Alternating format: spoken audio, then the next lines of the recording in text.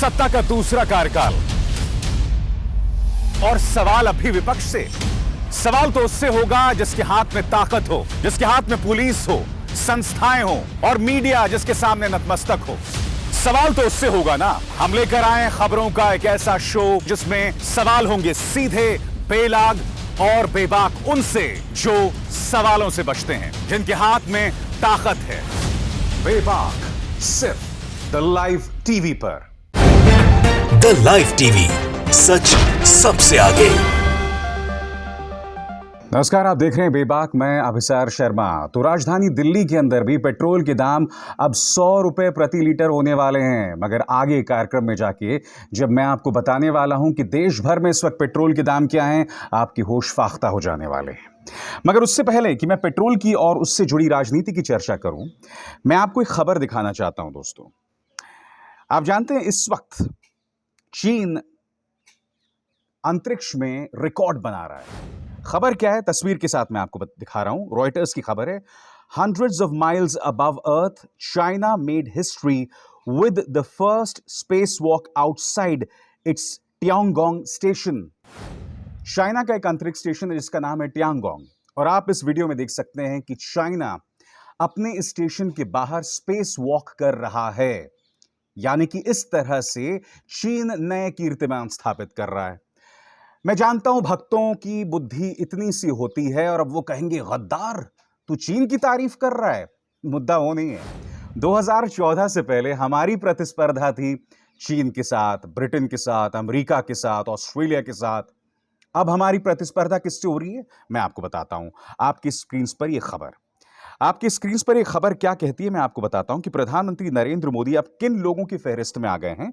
वो आपके स्क्रीन पर एक एक करके आएंगे। पाकिस्तान के प्रधानमंत्री इमरान खान, सऊदी अरब के शासक मोहम्मद बिन सलमान, म्यांमार के सैन्य प्रमुख मिन ऑन्ग ह्लियांग और नॉर्थ कोरिया के किम जोंग उन, और इनके अलावा 32 और लोग। यह खबर क्या कहती है आपके स्क्रीन पर, RSF names prime minister Modi amongst 37 predators of press freedom with Kim Jong Un and Imran Khan. यानी कि ये वो लोग हैं जो अपने अपने देशों में प्रेस की आजादी को कुचल रहे हैं। मकसद मेरा सिर्फ यही था आपको बतलाना कि चीन जो कीर्तिमान स्थापित कर रहा है और हम यहां जिस तरह से अपने देश का नाम बदनाम कर रहे हैं। और यहां प्रधानमंत्री नरेंद्र मोदी का नाम बदनाम नहीं हो रहा है। एक व्यक्ति से मुझे कोई फर्क नहीं पड़ता है। इस तरह की खबरों से देश का नाम बदनाम हो रहा है। और आप जानते हैं 180 देशों की फहरिस्त में इस वक्त अगर हम प्रेस की आजादी की बात करें तो भारत का स्थान 142वां है। कल वो शख्स जो आदिवासियों के लिए लड़ता था, दलितों के लिए लड़ता था, वो शख्स जो लगातार NIA से, अदालतों से यह गुहार कर रहा था कि मुझे एक सिपर चाहिए क्योंकि मैं पानी नहीं पी पा रहा हूं, मुझे स्ट्रॉ चाहिए, मगर 20 दिन तक उन्होंने उससे कुछ नहीं किया। वो आदमी जेल के अंदर सड़ गया, कोरोना से मर गया। यह सवाल है हमारे मानवाधिकार पर, यह सवाल है हमारे लोकतंत्र पर। और अब हम मुंह नहीं मोड़ सकते। जी हां, मुंह नहीं मोड़ सकते। दुनिया सवाल कर रही है, विपक्ष सवाल कर रहा है। और मैं आपको बताता हूं कि कांग्रेस के नेता राहुल गांधी ने इस मुद्दे पर क्या बयान दिया है जो आपके स्क्रीन पर है। Fill in the blank. मित्रों वाला राफेल है, टैक्स वसूली महंगा तेल है, PSU PSB की अंधी सेल है, सवाल करो तो जेल है, मोदी सरकार डैश है। अब जाहिर सी बात है कि मोदी सरकार फेल है। फिल इन द ब्लैंक के अलावा, फेल के अलावा कोई शब्द नहीं होता। यहां कई सवाल उठ रहे हैं और सबसे बड़ा सवाल आज की तारीख में है पेट्रोल के दाम। मैंने आपको कार्यक्रम की शुरुआत में बताया कि इस वक्त अगर आप अलग अलग शहरों में पेट्रोल के दाम देखेंगे, आपके होश उड़ जाएंगे। आपके स्क्रीन पर एक एक करके आ रहा है। दोस्तों, दिल्ली, जैसा कि मैंने आपको बता दिया, 99 रुपए 86 पैसे पेट्रोल, 89 रुपए 36 पैसे। मुंबई में 106 रुपए प्रति लीटर पेट्रोल पहुंच गया है और 96 रुपए 91 पैसे डीजल है। कोलकाता 100 रुपए पहुंच रहा है, 99 रुपए 84 पैसे। डीजल की बात करें तो 92 रुपए 27 पैसे। चेन्नई 100 रुपए 75 पैसे और डीजल की बात करें 93 रुपए 91 पैसे। बेंगलुरु में 103 रुपए पेट्रोल पहुंच गया है और 94 रुपए डीजल के दाम है। हैदराबाद में भी 103 रुपए 78 पैसे और डीजल की बात करें तो 97 रुपए 40 पैसे। पटना में 102 रुपए पहुंच गया है पेट्रोल। भोपाल में 108 रुपए पहुंच गया है जयपुर में 106 रुपए 64 पैसे, लखनऊ में 96 रुपए 99 पैसे और तिरुवनंतपुरम में भी आप देख सकते हैं पेट्रोल जो है वो 100 के दाम को पार कर चुका है। और आप जानते हैं सबसे दुख की बात है कि ये सरकार पेट्रोल के दाम पर सिर्फ मूर्ख बनाने का काम करती है और कुछ नहीं करती है। मैं आपको मिलवाना चाहता हूं इस शख्स से, हमारे पेट्रोल मंत्री। जब इनसे सवाल पूछा गया था सर्दी के वक्त कि भाई पेट्रोल के दाम क्यों बढ़ रहे हैं, तो इन्होंने मौसम का बहाना ढूंढ लिया था। सुनिए माननीय पेट्रोल मंत्री क्या कह रहे हैं, सुनिए। उस वक्त उन्होंने कहा था कि भैया सर्दी है इसलिए पेट्रोल के दाम ज्यादा हैं। अरे धर्मेंद्र प्रधान जी, अब तो गर्मी है, देखिए पंडित जी को पसीने आ रहे हैं। हैं? क्या कहा था आप सुनिए, किस तरह से लोग देश की जनता को मूर्ख बनाते हैं। जैसे जैसे जाड़े की दिन आगे जाएगा, विंटर्स घटेगा, तब ये दाम थोड़ा धीरे धीरे घटेगा। कब तक उम्मीद है सर कम होने का? ये तो अंतर्राष्ट्रीय मामला है। अभी डिमांड ज्यादा होने का थोड़ा प्राइस बढ़ी है, जाड़े में ऐसा होता है थोड़ा घटेगा। और बात यहां नहीं रुकती, इनके एक और सांसद है नोएडा से, महेश शर्मा। ये तो इसका दोष मढ़ रहे थे कांग्रेस के ऊपर, सुनिए क्या कह रहे हैं। पेट्रोल और डीजल का भाव आप भी जानते हैं, ये हमारी सरकार की देन नहीं है, ये कांग्रेस सरकार की देन है। जब इन्होंने इसके प्राइस को अंतर्राष्ट्रीय प्राइस के प्राइस इंडेक्स से लिंक किया था, तो वह दर अब किसी सरकार या किसी मंत्री के हाथ में नहीं है। एक व्यवस्था जो कांग्रेस सरकार की बनाई हुई थी, उसी के तहत आज इसके दर बढ़ रहे हैं। दरअसल यहां पर ये जो टूल किट का यहां पर अनुसरण कर रहे हैं भारतीय जनता पार्टी, ये टूल किट प्रधानमंत्री नरेंद्र मोदी ने ही दिया था इस साल की शुरुआत में, जब उन्होंने कहा था कि पेट्रोल के दाम इसलिए बढ़ रहे हैं और मध्यम वर्गीय परिवारों का इसका बोझ इसलिए है क्योंकि पिछली सरकारों ने जो फ्यूल पर भारत की निर्भरता है, उसके आयात पर जो हमारी निर्भरता है, उसे खत्म नहीं किया। यानी कि 7 साल से आप क्या कर रहे थे सत्ता में? 7 साल से आप क्या कर रहे थे सत्ता में? आपको सत्ता में किस लिए बिठाया गया है? कि आप मन की बात करें, देश की जनता को गुमराह करें, देश की जनता में बंटवारा करें। अब चूंकि उत्तर प्रदेश के चुनाव आ रहे हैं तो आप हिंदू मुस्लिम करें। अब मैं आपको बतलाना चाहता हूं दोस्तों, मैंने कार्यक्रम की शुरुआत में आपको बताया कि पेट्रोल के नाम पर इनके नेता किस तरह से देश की जनता को मूर्ख बनाते हैं। अब इनके एक प्रवक्ता हैं सारिका जैन। सारिका जी कह रही हैं कि प्रधानमंत्री नरेंद्र मोदी इसलिए प्रधानमंत्री नहीं बने क्योंकि पेट्रोल के दाम कम कर दें। सुनिए क्या कह रहे हैं। नमस्कार भाइयों, एक बात आप सब लोगों से बताना चाहती हूँ कि जिन भाइयों को लगता है कि मोदी जी प्याज, टमाटर, लहसुन और पेट्रोल के लिए आए हैं, तो वो सब दूर ही रहे, क्योंकि मोदी जी आए हैं भारत को विश्व गुरु बनाने के लिए। मोदी जी आए हैं भारत से 370 हटाने के लिए। मोदी जी आए हैं अयोध्या में राम मंदिर का निर्माण करने के लिए। आपने देखा, सारिका जी ने बहुत बड़ी बड़ी बातें की। विश्व गुरु, आतंकवाद का खात्मा, 370 को हटाया जाना। अब मैं आपसे कुछ सवाल करता हूं, चलिए विश्व गुरु की बात करते हैं। विश्व गुरु बन गया भारत। आज की तारीख में हमारे मानवाधिकार को लेकर, अभी भी कार्यक्रम में मैंने आपको बताया कि प्रेस की आजादी को लेकर प्रधानमंत्री नरेंद्र मोदी की गिनती अब Imran Khan, Kim Jong Un, Vladimir Putin, Iran, Syria के साथ हो रही है। तो हम विश्व गुरु बन गए। दूसरी बात, ये 2 खबर देखिए दोस्तों, एक एक करके आ रही हैं आपकी स्क्रीन पर। भारत ने, वो हिंदी में एक शब्द है ना, चौड़े होकर जनवरी में बोल दिया था या फरवरी में बोल दिया था कि हम दुनिया भर में लोगों को वैक्सीन देंगे। और इसके अंतर्गत हमने बाकायदा एक करार भी किया था। हमने कहा था कि हम आप सबको वैक्सीन देंगे। उसके अंतर्गत इन 2 देशों पर, भूटान और श्रीलंका को, हमने कहा था कि हम आपको वैक्सीन देंगे। अब जैसे ही भारत के अंदर कोरोना बढ़ गया, कोरोना की दूसरी लहर आई, तो हमने उस करार पर रोक लगा दिया। आज की तारीख में भूटान के बदतर हालात हैं। वो दुनिया भर से भीख मांग रहा है कि हमें भारत ने वादा किया था कि वो वैक्सीन देगा, मगर अब भारत हमें वैक्सीन नहीं दे रहा है। तो ऐसे हम विश्व गुरु बन गए। हमने जो कमिटमेंट की थी, उस कमिटमेंट को हमने पूरा किया। चलिए, आप सलमान खान नहीं है मान लिया, मगर उस कमिटमेंट को तो पूरा करना चाहिए था ना। श्रीलंका आज की तारीख में पहली डोज हम उन्हें दे चुके थे। जब दूसरी डोज की बारी आई तो हाथ खड़े कर दिए भारत ने। अब श्रीलंका जा रहा है चीन के पास। आप मुझे बताइए ना दोस्तों, हमारे आसपास जो हमारा घुर विरोधी है चीन, हमारे तमाम पड़ोसी आज की तारीख में चीन के पास जा रहे हैं। ये भारत के लिए अच्छा है क्या? ये भारत के लिए अच्छा है? आज की तारीख में भूटान हमें अनाप शनाप बातें कर रहा है। श्रीलंका में आप जाइए, लोग जो हैं हम पर उंगली उठाते हैं। तो ऐसे भारत विश्व गुरु बनेगा? मैडिसन गार्डन्स में या मैडिसन स्क्वायर में भारतीय जनता के सामने भाषण देने से या अब की बार ट्रंप सरकार कहने से विश्व गुरु नहीं बन जाता है देश। विश्व गुरु बनने के लिए नियत होती है।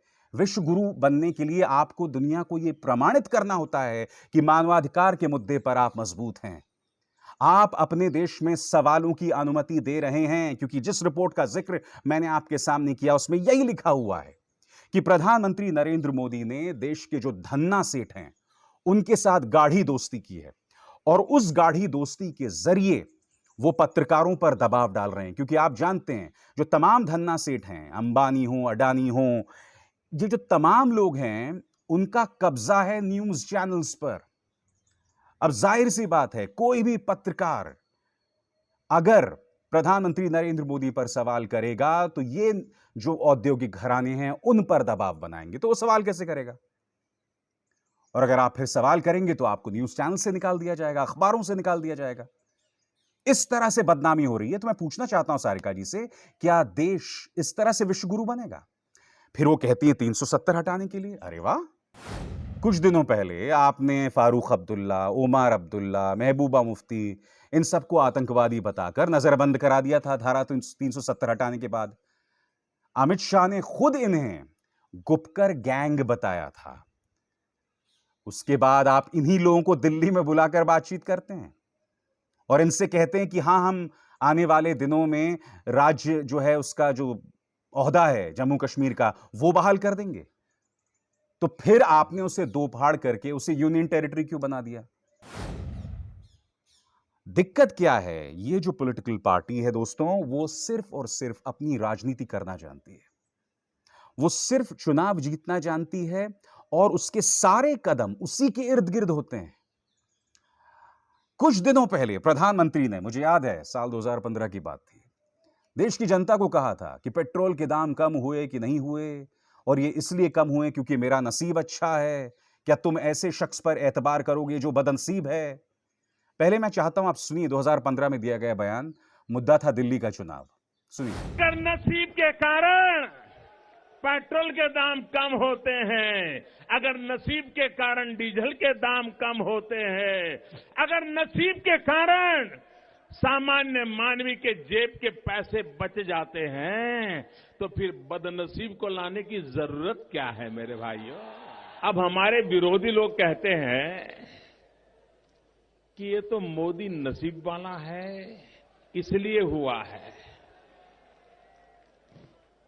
अब मुझे बताइए, आपको नसीब वाला चाहिए कि कम नसीब चाहिए?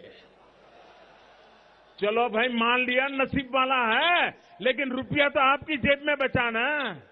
अगर मोदी का नसीब देश की जनता के काम आता है तो इससे बढ़िया नसीब की बात क्या होती है भाई? प्रधानमंत्री मुझे बताइए ना, मैंने आपको बाकायदा आंकड़ा दिखाया, 105 रुपए प्रति लीटर। और अब मुझे बताइए ना, कौन खुशनसीब है और कौन बदनसीब है? और मैं जानता हूं दोस्तों इनका प्रचार तंत्र क्या कहता है। इनका प्रचार तंत्र हमसे यह कहता है कि देखिए, तेल के दाम या पेट्रोल के दाम तो इसलिए बढ़ रहे हैं क्योंकि दुनिया भर में कच्चे तेल के दाम बढ़ गए हैं। बिल्कुल सही कहा, मगर इनके मुंह पर यह सबूत तमाचा मारना आप।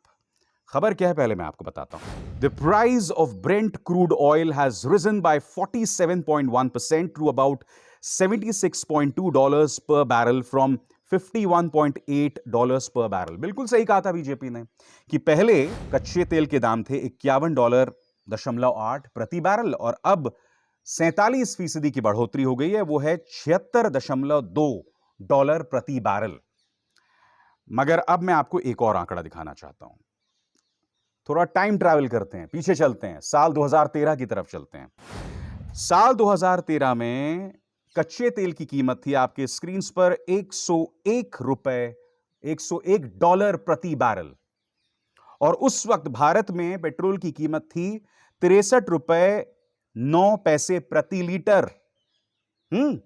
और आज के हिसाब से अगर हम उसे इन्फ्लेशन एडजस्टेड करें तो वो हो जाएगा ₹76.06 प्रति लीटर, यानी कि आज के हिसाब से भी, यानी कि 2013 के हिसाब से भी ये सरकार हमें ₹24 महंगा पेट्रोल बेच रही है। कितना मूर्ख बनाओगे जी? उस वक्त जब कच्चे तेल के दाम आसमान छू रहे थे, तब भी मुझे ₹63 में पेट्रोल मिल रहा था, और आज आप हमें पेट्रोल दे रहे हैं ₹107 प्रति लीटर में। कितना मूर्ख बनाइएगा देश की जनता को? दुर्भाग्य की बात यह है कि ये देश और ये पॉलिटिकल पार्टी और इसका ध्यान सिर्फ चुनावों की तरफ है, और अब ये पूरी तरह से केंद्रित हैं चुनावों को लेकर, क्योंकि कुछ दिनों बाद मंत्रिमंडल विस्तार हो रहा है दोस्तों।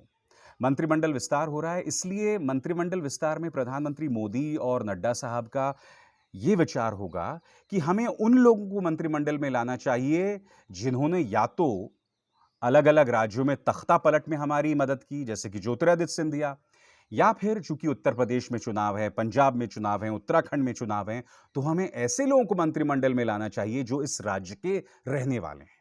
और मैं इस पार्टी को दोष नहीं देता हूं दोस्तों, इन्होंने आपकी नब्ज पकड़ ली है। हमने सबने देखा कि इस देश के अंदर वैक्सीन को लेकर सरकार ने बहुत देर से कदम उठाए। अन्य देशों ने मई 2020 में कदम उठा लिया था और हमने जनवरी में जाके कदम उठाया, वो भी गिनी चुनी 2 वैक्सीन, कोवैक्सीन और कोविशील्ड को लेकर। अन्य वैक्सीन को लेकर हमने बाद में जाके आंखें खोली। फिर हमने देखा ऑक्सीजन टेंडर जारी करने में इन्होंने 8 महीने का वक्त लगा दिया, यानी कि महामारी की घोषणा आपने मार्च में कर दिया था कोरोना को, और ऑक्सीजन को टेंडर आपने जारी कब किया? अक्टूबर 2020 को। यानी कि हमने देखा कोरोना को लेकर इस सरकार का काम शर्मनाक था, वाहियात था। बावजूद इसके यह सरकार गलत बयानी करती है मीडिया का इस्तेमाल करके। हमें भारतीय जनता पार्टी की उस प्रवक्ता ने कहा कि प्रधानमंत्री नरेंद्र मोदी का काम है राम मंदिर बनाना। अरे राम मंदिर के नाम पर वो उनका जो ट्रस्ट है उसमें कथित घोटाला चल रहा है, उस पर प्रधानमंत्री खामोश क्यों हैं? और जब इनके जो नुमाइंदे हैं नृपेंद्र मिश्रा, जिन्हें लगाया गया है वहां पर, उनसे सवाल पूछा जाता है तो कहते हैं चंपत राय से सवाल पूछिए। आज की तारीख में मेरे जैसे लोग राम मंदिर ट्रस्ट में घोटाले का सवाल नहीं खड़ा कर रहे हैं, हमारे संत कर रहे हैं, बड़े बड़े संत कर रहे हैं, स्वरूपानंद सरस्वती कर रहे हैं, शंकराचार्य कर रहे हैं। उन्हें भी आप राम विरोधी बताएंगे? उन्हें भी आप कांग्रेस का पैरोकार बताएंगे?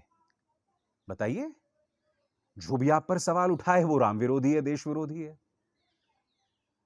मगर ये जो पेट्रोल के बढ़ते दाम है, ये आपके मुंह पर तमाचा है, क्योंकि सिर्फ पेट्रोल के बढ़ते दाम नहीं है ये बतला रहा है कि ये पॉलिटिकल पार्टी देश को संभालने में किस कदर नाकाम रही है।